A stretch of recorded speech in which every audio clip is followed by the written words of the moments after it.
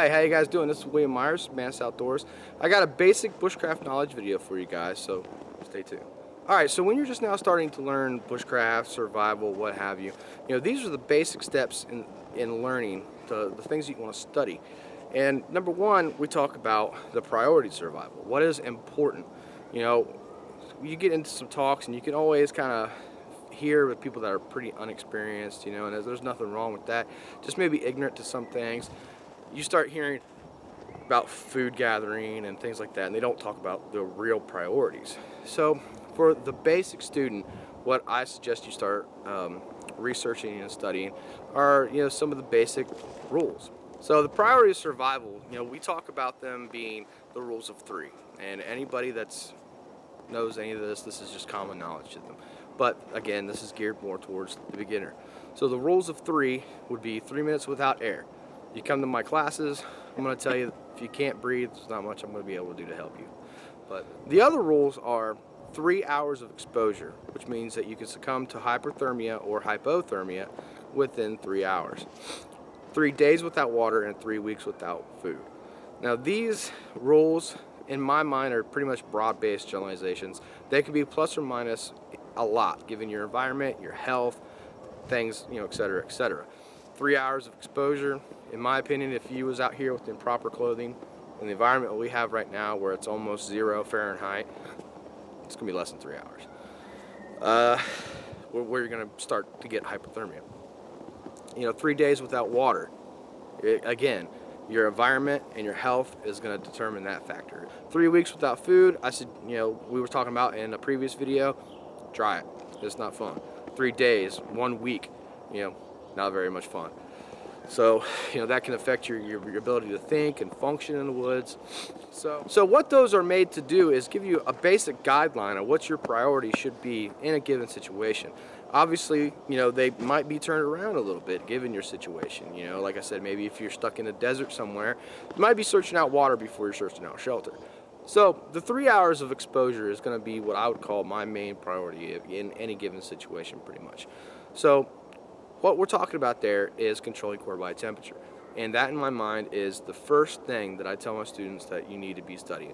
You need to really hammer home controlling core body temperature. First of all, this starts out with what you choose to put on your body before you leave, and what you choose to pack in your pack for controlling core body temperature. If I'm going out on a hike and it's in the middle of fall or something like that, and around here it can get up to 50s, but at nighttime the temperature can drop into the low 40s and even sometimes into the 30s. I'm choosing to go on a day hike in the 50s. I'm not going to bring maybe my boreal even. I might pack my boreal just in case. This is the forward thinkings that you need to think about when you're going hiking, even on a day hike. It's 50 now. What if something happens, maybe a mechanical injury, or God forbid I get lost in the woods? I'm going to have my boreal or a heavy coat or something with me when the temperature drops at night. Alright, so basically what I'm talking about is the clothing that I choose to wear before I leave the house, and the clothing that I choose to pack with me when I leave the house. Even if I'm going on a day hike and it's 56 degrees outside, I'm going to pack something for controlling core body temperature when I'm leaving. And I'm going to pack basically a 10-piece kit, but we'll get onto that a little bit later in the video, maybe another video actually. Alright, so now let's talk about how the body gains and loses heat. Alright guys, so there are mechanisms that allow the body to gain or lose heat, and they can either be your worst enemy or used to your advantage. The first of these mechanisms would be convection. And all that simply means is the air that's moving around you. And anybody that sleeps in hammocks knows exactly what convection can do to you, especially in colder temperatures. It might have been 60 degrees when you went to bed in your hammock. Night falls, temperature drops, convection starts blowing underneath you, sucking that heat right out of you. That's convection. Second of all would be conduction. Any contact, what conduction is any contact with a surface that is colder than you or hotter than you is conduction. So if I reach down and I put my hand on this wet, snowy log, I'm going to start losing body heat through to that log until there's an equilibrium met, and at that time I'll be dead or my hand will fall off by then. So, if you lay on the cold ground, that's when you're going to start suffering from conduction. The cold ground is going to start sucking the heat out of you until, like I said, there's some kind of an equilibrium met. By then you're long dead. that's when you're going to get hypothermia or froze to the ground or what have you. You can go just the other way. You know, if you're sleeping on what we would call like a fire bed, okay? That fire bed is hotter than you are. You're cold. You're the cold body then. You're going to start drawing heat from the coal bed or from the fire bed. So that's the basics of conduction. Okay, so the third one would be radiation. And what I mean by that is if you're sitting in front of a fire or if you're sitting out sunbathing basically, you're drawing radiation, you're using radiation. Now the body radiates long wave radiation itself. In fact, the average body can radiate anywhere from 250 to 300 BTUs an hour. So if you're out sunbathing, you know, in a bikini in the summertime, or you're in front of a fire, you are absorbing radiation. It can be either good or bad. You know, the sun, UVAs, not good. But you are using those to warm your body. A fire, you're using the long wave radiation to warm your body. And even, like I said, the human body itself emits radiation. So that's basically how a sleeping bag works, is that it uses your own radiation that you're emitting to be trapped and heating the air that's trapped in there as well with your own radiant body heat. And that's how basically a sleeping bag works. So the fourth would be evaporation, evapor cooling, sweating, basically is what I'm talking about right now. Or maybe you got wet in a river or a pond or something like that, and then now you're going to start suffering from evaporate cooling and convection, on and on and on. All these mechanisms work together. You know, either you're going to be suffering from one really badly or you're going to be suffering from them all very badly.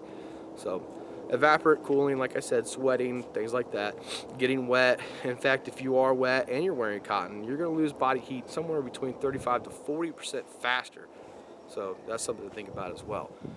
All right, so the last mechanism that I want to talk about today is respiration. And what I mean by that is just me breathing. I'm either losing or gaining body heat given my environment. This environment that we're in today, I'm breathing in cold air. My body, one, wants to humidify that air, so that's just going to kind of speed in my dehydration. And two, it wants to warm it up, so I'm losing heat. When I exhale, I'm blowing out warmer air. All right, guys, so now that we know all the mechanisms that make us either lose or gain body heat, then when we're building a shelter or we're picking out our destination that we are going to build a shelter, we keep those in mind because, like I said, we want to use those for our benefit, not be our worst enemy. So when I'm looking and I'm hiking through and I want to pick a campsite, I'm not going to pick one that's way up on a ridge. Cold air is going to blow over that ridge. Also, I'm not going to want to pick one deep down at the bottom of a valley because that's where the cold air is going to sit. I kind of want to be in between, you know, the ridge, the cold valley, kind of want to be as in between as possible. Just simple planning, preparation. So outside of just generally picking a location to build a shelter, when we do build our shelter, we're going to want to think about all the mechanisms that make us lose or gain heat. I'm going to build a very big leaf bed, or I'm going to pack something that's going to not make me be directly on the ground, so I'm not going to suffer from conduction. I'm going to build my shelter so the wind is either going to be coming over it or in it if I need to. You know, I'm going to think about convection, the convectious breeze. I'm going to think about long wave radiation of a fire, or I'm going to think about trapping my own radiation.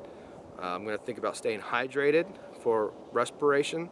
I'm going to not want to sweat for evaporate cooling. You know, I want all of these mechanisms on my side. I don't want them against me. Alright, well this has been just a general video for the basic beginner, just to kind of show you guys what I would be studying if I was just not getting into this craft. This has been William Myers, Mantis Outdoors. I hope you enjoyed the video, and if you did, I appreciate it if you click subscribe. Liking my video helps me and my channel out a lot. Appreciate all reviews, comments, and support. Hopefully, we'll see you out in the woods. 3, 2, 1. Hey, how you guys doing? This is William Myers, Mantis Outdoors. Hope you enjoyed the video. I was getting ready to close the video out. I haven't even started it yet. Woo! 3, 2, 1. So when we start studying how to,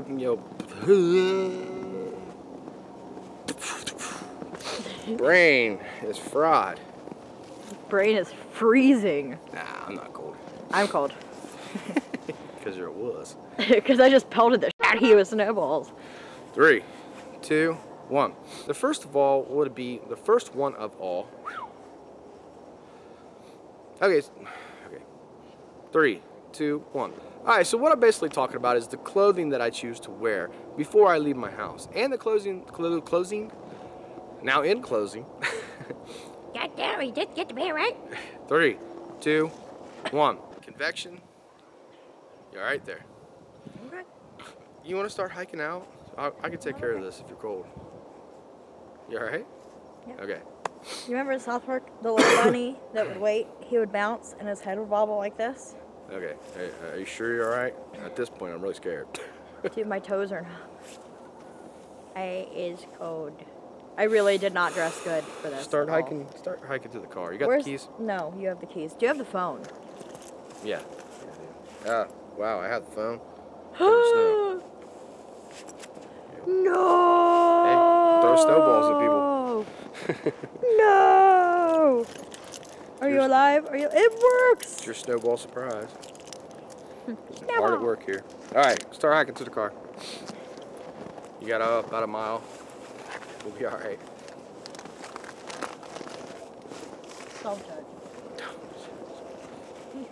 It's alright, you're cold, just go. No big deal. I'll see you there. You got a whistle? Anything like that? Dude. Follow the prints, tracks. You alright? Alright. Whistle 3 times, I'll come running.